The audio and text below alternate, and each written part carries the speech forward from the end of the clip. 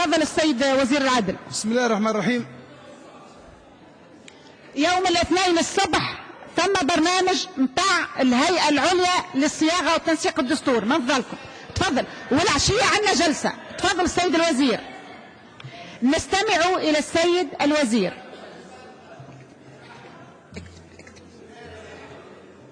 السيد الوزير تفضل. بسم الله الرحمن الرحيم. المعذرة السيد النائب المحترم سمير بالطيب. بسم الله الرحمن الرحيم. سيد الرئيس، السيدات والسادة النواب، بداية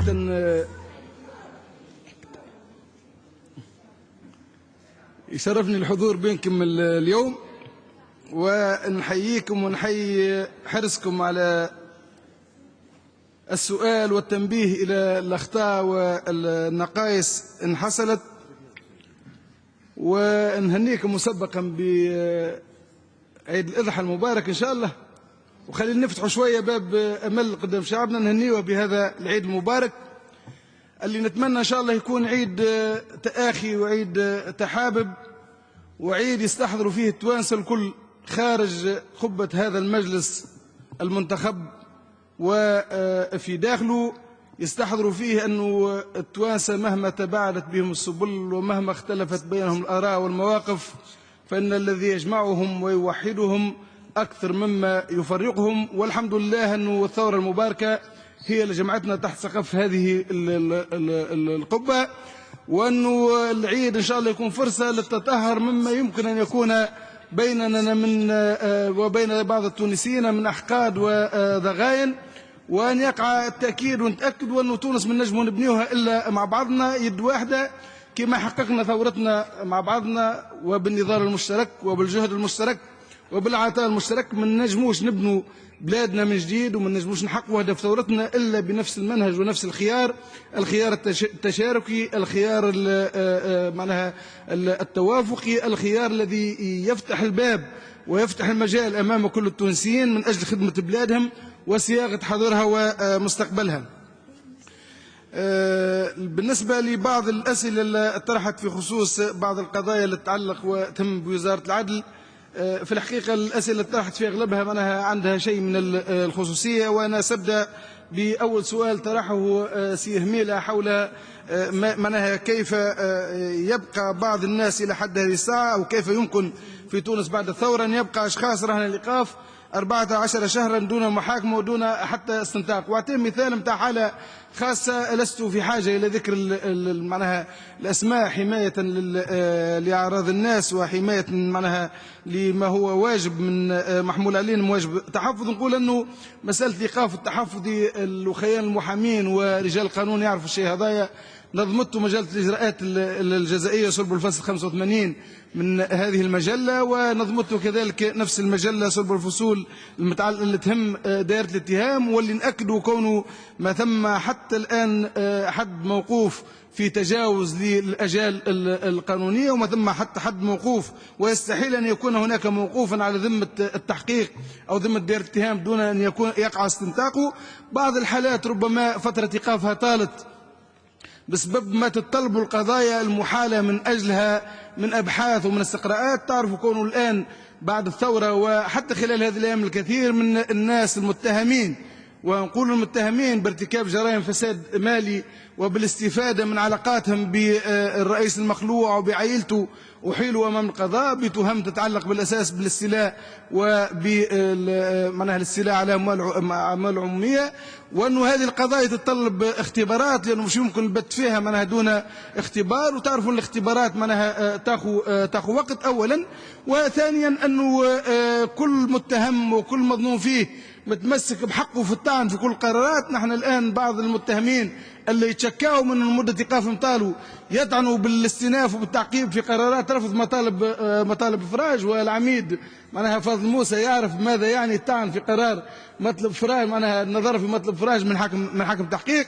ونقول أنه في الحقيقة طالت أمد النظر في بعض القضايا، معناها المسؤولية فيه مشتركة، شيء منه من خلال مقتضيات الواقع، لأنه مش ممكن نفرج على إنسان دون أن نعرف الحقيقة، ومش ممكن كذلك أنه معناها نحيل إنسان دون أن انتهى الاختبار.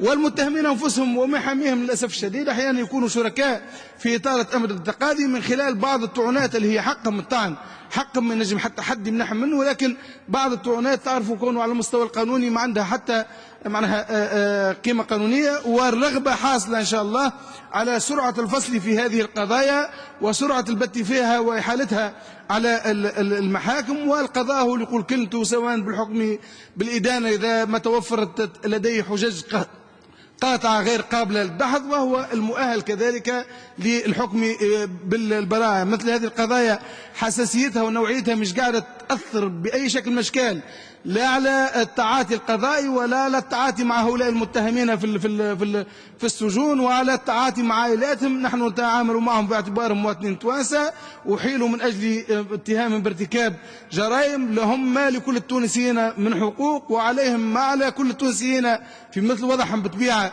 من واجبات. والحمد لله أنه ثم حتى حد يتشكى من تمييز سواء أمام القضاء أو أمام معناها أو في السجون، كلهم يتمتعوا بحقهم في الدفاع وكلهم من حقهم أن يتمتعوا بمحاكمة تتوفر لهم فيها شروط المحاكمة العادلة، وكلهم يتمتعوا بحقوقهم في السجون، ماهيش امتيازات. ربما البعض يتوقع كونه بعض الناس لازم تكون عندهم امتيازات، ما ثم حتى تونسي عنده الحق في امتياز على غيره، ثم قانون يتطبق على الجميع، والغاية والأساس والهدف هو حماية حقوق الإنسان وحماية كرامته حتى وإن كان متهما وضمان شروط المحاكمة العادلة له. ولذلك انطمن سي ميلا أنه ما ثم حتى حد حصل في حقه تجاوز، وأنه مسألة الأجال كما يعرفوا رجال القانون مسائل تم النظام العام وتثيرها المحاكم من تلقاء أنفسها، وأنه فعلا لا مجال بعد الثورة لتجاوز معناها الأجال أو للتنكيل ببعض المتهمين أو بالتعدي عليهم أو بالتمييز بينهم وبين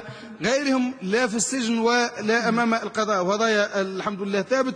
وعلى كل حال اللي شكاهم من الشيء هذا معناها حتى من الناحية القانونية في الحقيقة موقفهم ضعيف، والخيان كما قلت رجال القانون والمحامين والسيد العميد يمكن يعوضني في الإجابة على مثل هذه المسائل. صحيح أنه قانون الإيقاف التحفظي في بلادنا وقانون الاحتفاظ معناها أعطى أجال واسع شوية في الوحدة، هذا نقر به، وهذاك علاش نحن كوزارة عدل عارضين على المجلس التأسيسي إن شاء الله مشروع لتحوير بعض الفصول من مجلة الإجراءات الجزائية للتقليص في حجم أجال الاحتفاظ، للتقليص في حجم أجال الإيقاف التحفظي، لإعطاء أكثر ضمانات للمتهم أثناء الاستنطاق من خلال دعوتكم للتنصيص على وجوبية حضور المحامي أمام الباحث الابتدائي منذ انطلاق الأبحاث، من خلال دعوتكم للتنصيص على وجوبية العرض على الفحص الطبي مش بالصيغة الموجودة الآن.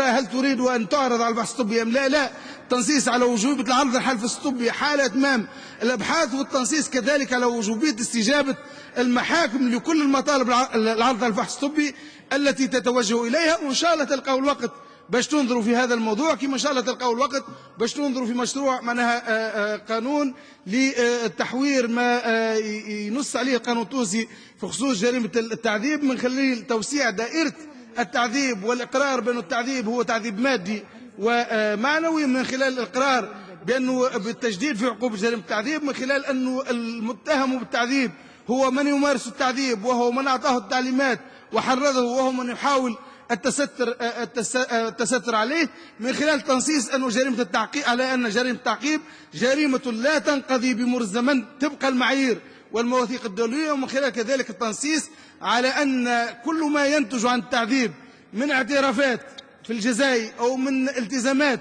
في المدني باطلة ولا يمكن الأخذ بها. هذه مشاريع قوانين جاهزة إن شاء الله تلقوا الوقت في خضم الجهد اللي تبذلوا فيه وفي خضم اهتماماتكم للنظر فيه، ولكن في غياب هذا ما نجم إلا نطبق معناها القانون، ونتمنى أنه ما يتمططش أكثر الفصل في هذه القضايا، ونتمنى أنه كل متهم في هذه القضايا مهما كانت طبيعتها ورغم حساسيتها يأخذ حقه ويتمتع بكل حقوقه كاملة. تم حديث على مسألة السند.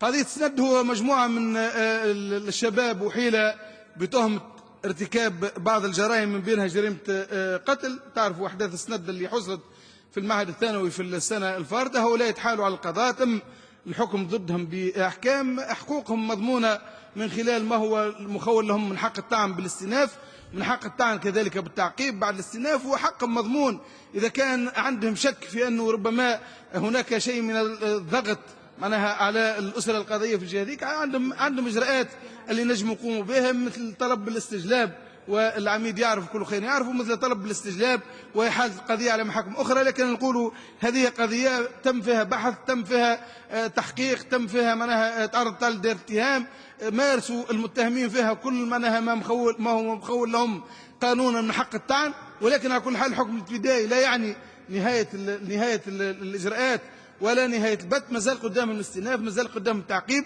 يمارسوا حقوقهم وإن شاء الله معناها إذا كان هما متيقنين من عندهم حق ياخذوه، كما زاد حق القتيل وحق معناها ضحايا العنف ياخذوه. نحن دورنا في هذا المجال هو دور محايد تماما، دورنا أنه نضمن شروط المحاكمة العادلة، دورنا أنه كل طرف يتمتع بحقه في الدفاع، دورنا أنه يكون القانون سيد الموقف وفوق الجميع، دورنا أن لا يفلت أحد من العقاب ولا تبقى جريمة بدون عقاب. قضية تطاوين، تعرفوا الحادثة المؤلمة هذه واللي هي كانت سرعت في هذا اللقاء، ولعل فيها معناها رغم ألمها ما ينجم الإنسان إلا يستنكرها ويرفضها، وما نجم الإنسان اللي ذكر توانسة بأنه كل التونسي على التونسي حرام دمه وماله وعرضه، وأنه في الأصل الاختلاف رحمة، والخلافات مهما تساعدت وما احتدت ما تنجمش تحل بالعنف، ما تنجمش تحل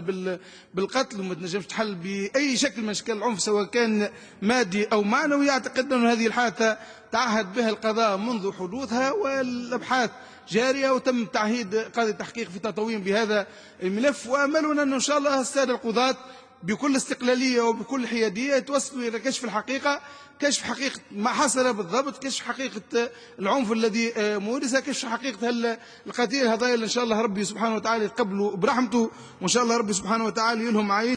معناها السلوان هذه روح مش ممكن باش إنسان يسكت عليها أو يتستر على من ارتكب أو كان سببا في حصولها. ولكن مثل هذه الملفات في اعتقادي لمصلحة البلاد ومصلحة الضحية ومصلحة عائلة الضحية ولمصلحة كذلك الجميع ولسيادة القانون ما تنجمش تتعالج في ظل وضع متشنج، وما تنجمش تتعالج في ظل وضع تحريضي. مثل هذه القضايا دماء الناس الموتى ما ينجمش تكون سبب في تجاذبات سياسية. وضع مثل هذه القضايا في قلب التجاذب السياسي وفي قلب منها المعارك السياسية ما ينجم إلا يضيع الحقيقة، وما ينجم إلا يمثل عامل ضغط وعامل تحريض وعامل تهييج وعامل معناها تجيش اللي نخاف منه أنه تضيع فيها منها حقوق كل. أعتقد أن هذه الحادثة اللي نتألموا لها ونعبروا على رفضنا لها معناها وندعو القضاء باش يسرع في كشف خلفياتها وكشف المتورطين فيها وإحالتهم على المحاكم المختصة وعقابهم عما ارتكبوا أمام كانت هويتهم السياسية.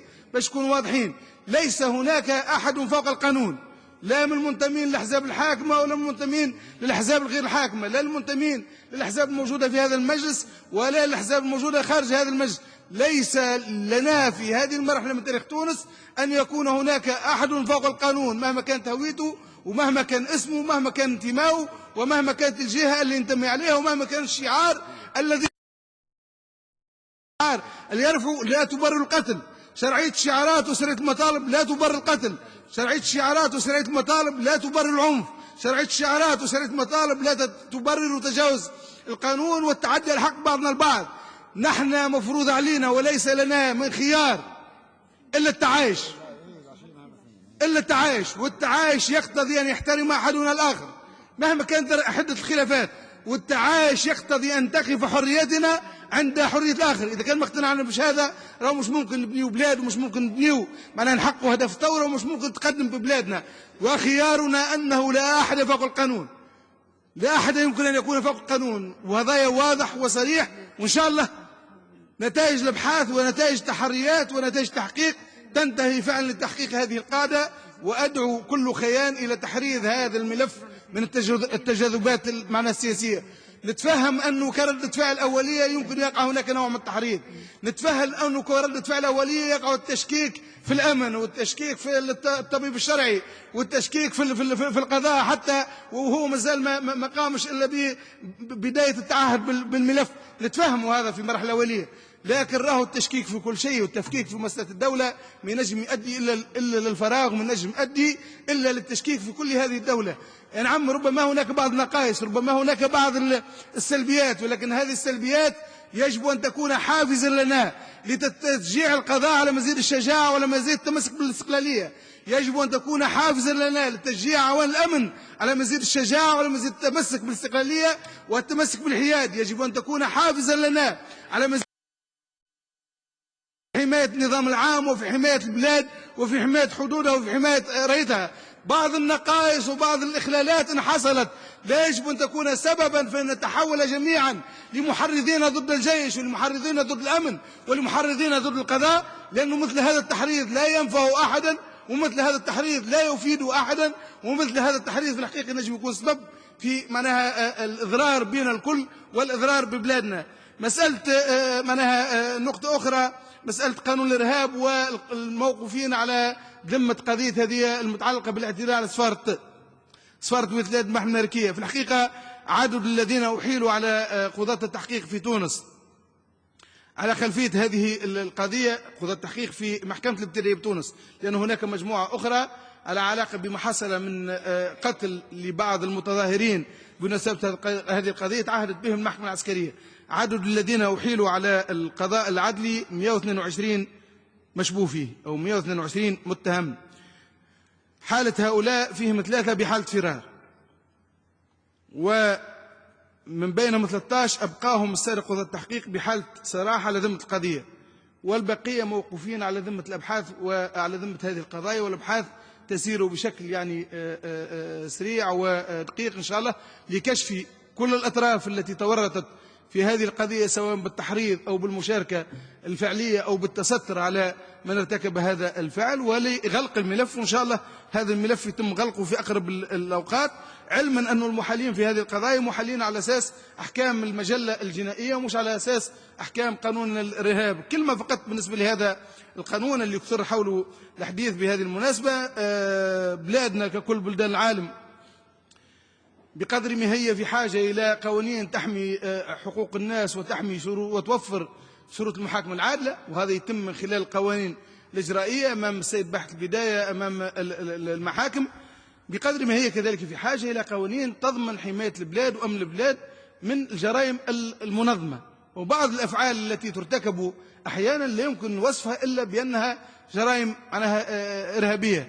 وعندما نتحدث على جرائم إرهابية ما نتحدثش على جرائم إرهابية من خلال الوصف أو معناها الاتجاه الذي اتخذه الأمر خلال العهد البائد، واللي حاول معناها يربط بين انتماءات سياسية أو ايديولوجية معينة أحيانا من اليمين وأحيانا من اليسار وبعض الأفعال الجريمية. نحن نتحدث على أفعال جريمية بترك النظر عن الذين ارتكبوها وبترك النظر عن الذين تورطوا فيها وبترك النظر عن الذين تهموا فيها. هذه عملية التجريم لا تستهدف تيارا ولا تستهدف موقفا ولا تستهدف فكرا ولا تستهدف معناها موقفا سياسيا من الحكومة الحالية أو من الذين يتعاطون مع الأحكام الحالية. الأمر يتعلق بأفعال مادية تقع تحت طاية القانون وما ثم حتى قانون ما ينجمش يجرمها، ونحن نتعامل بكل معناها حيادية وبكل معناها بكل التزام باحترام أحكام القانون. ولذلك بعض المتهمين فعلا أحيلوا في بعض القضايا على أساس هذا القانون دون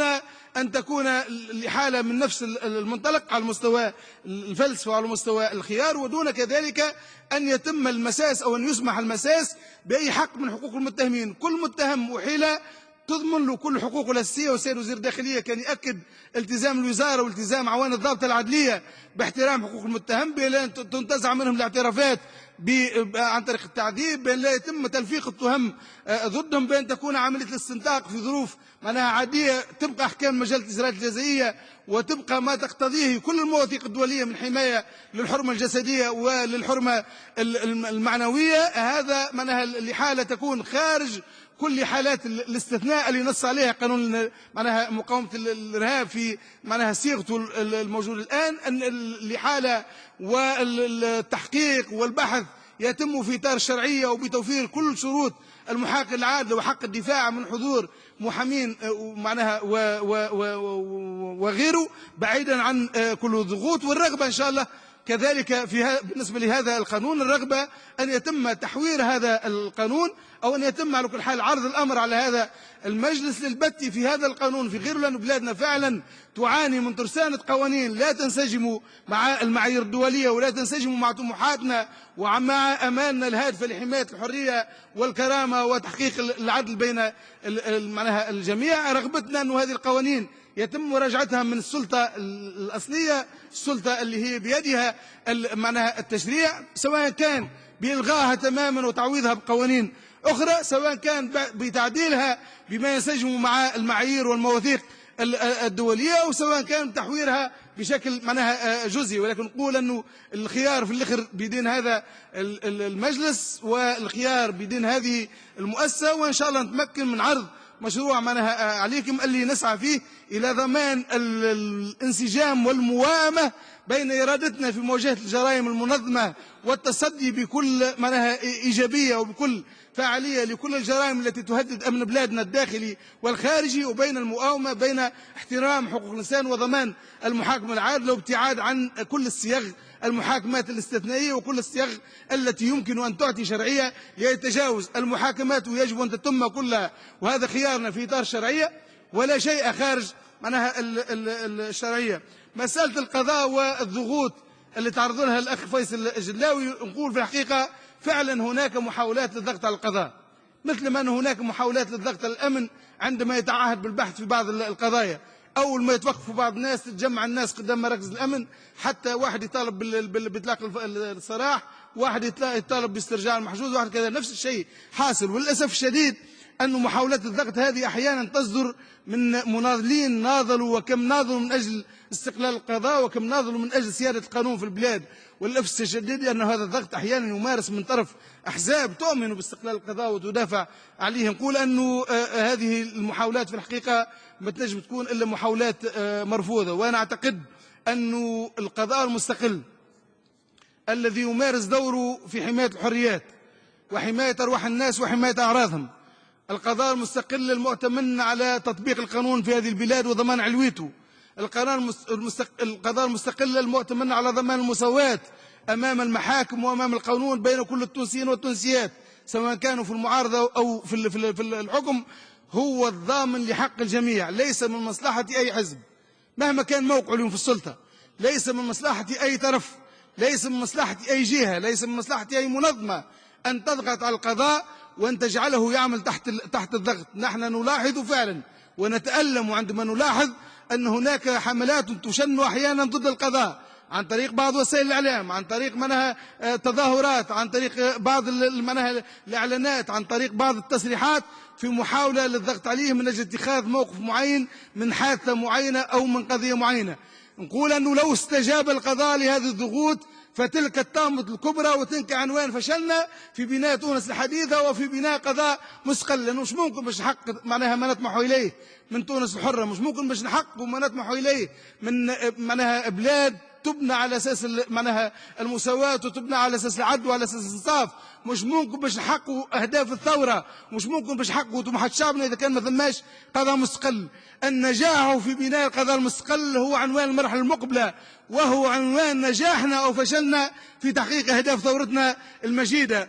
وخطير جدا أن نهدم ما بنيناه، وخطير جدا أن نكون سببا في إخضاع القضايا للضغوط، وخطير جدا أن نسعى لضربه هذا معناها المكسب ولن نعيق تحقيقه. أعتقد أنه معناها يجوز لي كوزير عدل ويجوز لي كعضو في هذه الحكومة أن نعبر عن اعتزازي وفخري بالخطوات التي قطعت في اتجاه ضمان استقلال القضاء وفي اتجاه إعطاء حرية السادة القضاة في ممارسة معناها مهامهم من دوره بكل استقلالية وبكل حرية. ولكنني أدعو كذلك الجميع، أحزاب وجماعات ومنظمات وهيئات، أدعو كل التونسيين وكل التونسيات إلى أن يساعدون على تحقيق هذا الهدف، لأن القضاء المستقل في مصلحة الجميع، والقضاء الخاضع راه يلحق الأذى بالجميع، والقضاء الخاضع هو عنوان نظام الاستبداد وعنوان كل مظاهر الفساد.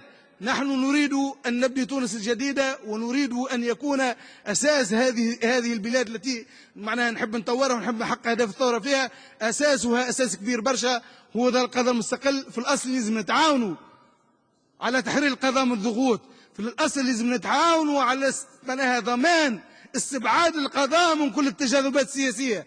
وضع القضاء في قلب رحال المعركة السياسية ليس في مصلحة أحد، قولها بكل وضوح، قولها الجميع بكل صراحة، والخيان يعوا ذلك جدا. وضع القضاء في قلب رحال المعركة السياسية خطر على القضاء، وخطر على الجميع، وخطر على تونس، وخطر على تحقيق أهداف هذه الثورة. إرادتنا هو بناء سلطة قضائية مستقلة، حتى وإن كانت هناك بعض النقائص دورنا أن نتفادى هذا جميعا بوضع اليد في اليد، بالتنبيه النقائص، بالتنبيه للسلبيات، بالتنبيه الأخطاء إن وقعت، ولكن ليس بالضغط على القضاء بأي شكل من الأشكال. ولذلك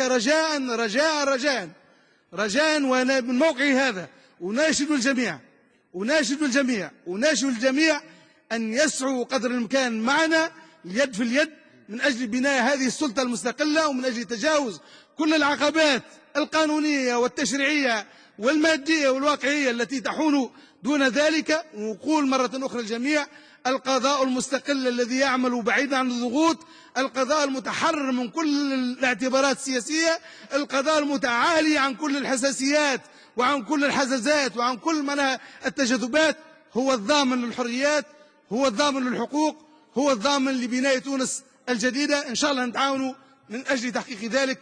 وشكرا، والسلام عليكم ورحمة الله وبركاته.